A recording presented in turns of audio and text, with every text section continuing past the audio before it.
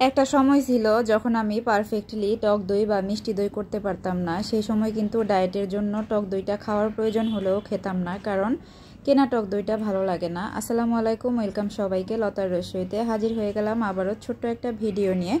আজকে আপনাদের সাথে শেয়ার করব ঘরে কিভাবে পারফেক্টলি টক দই তৈরি করতে পারেন সেই রেসিপিটাই। তো দেখতে পাচ্ছেন হাঁড়িতে আমি দুধ জাল করে নিচ্ছিলাম। এখানে 1 কেজি থেকে সামান্য একটু পরিমাণ কম দুধ রয়েছে। তো দুধটাকে কিন্তু এইভাবে অনবরত নেড়ে চেড়ে জাল করতে হবে, মোট কথা দুধে যেন সর না পড়ে। তো আমি একটাকে আধা ঘন্টার মতো জাল করে নিয়েছি আর দুধটা হালকা একটু কমিয়ে নিয়েছি। এই টক দইয়ের জন্য দুধটা কিন্তু অনেক বেশি ঘন করার প্রয়োজন নেই। এরপরে চুলা থেকে নামিয়ে ফ্যানের নিচে এভাবে অনবরত চামচ দিয়ে নেড়ে নেড়ে এটাকে আমি ঠান্ডা করে নিচ্ছিলাম। নাড়াচাড়া করতে করতে এটাকে এমন পর্যায়ে ঠান্ডা করতে হবে যেন আপনি একটা আঙ্গুলটা ডুবিয়ে কিছুক্ষণ রেখে দিতে পারেন, মানে 10 থেকে 15 সেকেন্ড রাখতে পারেন, এরকম গরম থাকবে। আবার একদম গরম রাখলে কিন্তু হবে না। আর এদিকে কিন্তু আমি 3-4 ঘন্টা আগে কিছুটা টক দই নিয়ে একটা ছোট ছাঁকনিতে রেখে দিয়েছিলাম, এতে করে কিন্তু এক্সট্রা পানিটা পড়ে যাবে। আর এই টক দইটাও কিন্তু আমার ঘরেই তৈরি করা, মানে দইয়ের যে বীজটা এটাও, আর এই যে দেখতে পাচ্ছেন অনেক পানি কিন্তু ঝরে গিয়েছে। তো পানি ঝরিয়ে নেওয়া টক দইটাকে আমি ছোট একটা বাটিতে নিয়ে নিয়েছি। এখন এটাকে আমি একটা এগ বিটার দিয়ে খুব সুন্দর করে এটাকে মিক্স করে নেব, একদম স্মুথলি যেন মিক্স হয় এই জিনিসটা খেয়াল রাখতে হবে। তো ভালোভাবে আমি এটাকে মিশিয়ে নিচ্ছি।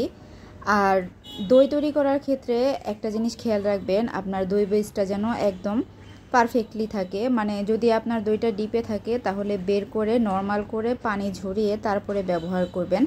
চাইলে কিন্তু টক দইয়ে মিষ্টি দইটাও ব্যবহার করা যেতে পারে, তবে আমি যেহেতু ডেইলি কিছুটা পরিমাণ ডায়েটের কারণে টক দই খেয়ে থাকি, তো আমার 2-3 দিন পর পরে তৈরি করতে হয়, এজন্য আমার টক দইটা ছিল, এজন্য আমি টক দইটাই ব্যবহার করছি আর কি। আর এখন কিন্তু অনেকেই স্বাস্থ্য সচেতন, ডায়েট করে, তো ডায়েটে টক দইটা কিন্তু অবশ্যই লাগে।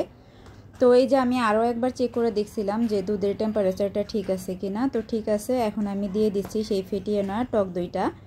তো টক দইটা দিয়ে দেওয়ার পরে আমি আবারও এই এগ বিটারটা দিয়ে সুন্দর করে এটাকে ভালো করে মিক্স করে নিব, যাতে দই বীজটা মানে টক দইটা আর দুধটা ভালোভাবে মিশে যায়। ভালোভাবে মিশে যায় জিনিসটা খেয়াল রাখবেন, তাহলে কিন্তু দইটা খুব সুন্দর হবে। আর এইভাবে নাড়াচাড়া করতে করতে একদম অনেক ফোম ক্রিয়েট হবে, দেখতেই পারছেন। তো নাড়াচাড়া করে সব কিছু ভালোভাবে মিশিয়ে নিয়ে আমি এদিকে একটা মাটির পাত্র নিয়েছি। এটাতেও কিন্তু আগে দই ছিল, তো ওই পাত্রটাই আমি ব্যবহার করেছি। দই কিন্তু আসলে মাটির পাত্র বা যে কাচের পাত্র যে কোনো পাত্রেই বসানো যায়, ওটা কোনো সমস্যা নাই। তবে খেয়াল রাখবেন যেই পাত্রে আপনি দইটা বসাবেন পাত্রটা যেন একদম শুকনা থাকে, পানি না থাকে।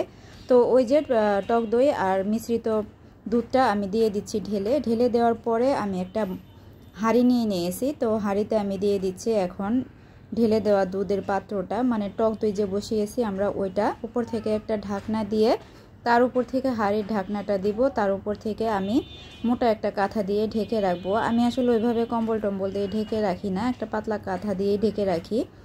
খুব বেশি পাতলা আবার খুব বেশি মোটাও না, তবে রান্নাঘরটা যেহেতু সবসময় গরমই থাকে, আমি রাতে বসাই, সকালের মধ্যে হয়ে যায়। দইটা আমি বসিয়েছিলাম 10টার দিকে, আর সকাল 7টার দিকে কিন্তু আমার দইটা একদম রেডি হয়ে গিয়েছিল। তো এই যে দেখতেই পারছেন, আমি কিন্তু দেখছিলাম, একটু চেক করছিলাম যে আমার দইটা ঠিক মতো জমেছে কিনা। আলহামদুলিল্লাহ দইটা কিন্তু অনেক সুন্দরভাবে জমেছিল। এখন দইটাকে আমি 3-4 ঘন্টার জন্য নর্মাল ফ্রিজে রেখে সেট করে নিয়েছি। এখন আপনাদেরকে আমি একটু কেটে দেখাচ্ছি যে আসলে আমার দইটা কিভাবে জমেছে বা কেমন হয়েছে। এই যে দেখতেই পারছেন দই কিন্তু আমি কেটে কেটে নিচ্ছি খাওয়ার জন্য। আর এই ভিডিওটা কিন্তু আমি বিকেলে করেছিলাম, দইটা আমি সকালে নর্মাল ফ্রিজে রেখেছিলাম, আর এই যে বিকেলে বের করে আমি খাচ্ছি। দেখতেই পারছেন মাশাআল্লাহ করে দইটা কিন্তু খুব সুন্দর জমেছে আর একদম পারফেক্টলি হয়েছে। চাইলে কিন্তু আপনারা এভাবে ঘরেই টক দইটা তৈরি করে নিতে পারেন। তো আজকের এই সিম্পল এবং সহজ রেসিপিটা যদি ভালো লাগে অবশ্যই পেজটাকে ফলো দিয়ে দিবেন এবং চ্যানেলটাকে সাবস্ক্রাইব করে নেবেন, সেই সাথে ফ্রেন্ডস অ্যান্ড ফ্যামিলির সাথে শেয়ার করে দিবেন। আর কারা কারা টক দই পছন্দ করেন খেতে সেটাও আমাকে কমেন্ট করে জানাবেন। আপনাদের কমেন্ট পেতে আমার ভীষণ ভালো লাগে। তো সবাই অনেক বেশি ভালো থাকবেন। আল্লাহ হাফেজ, আসসালামু আলাইকুম।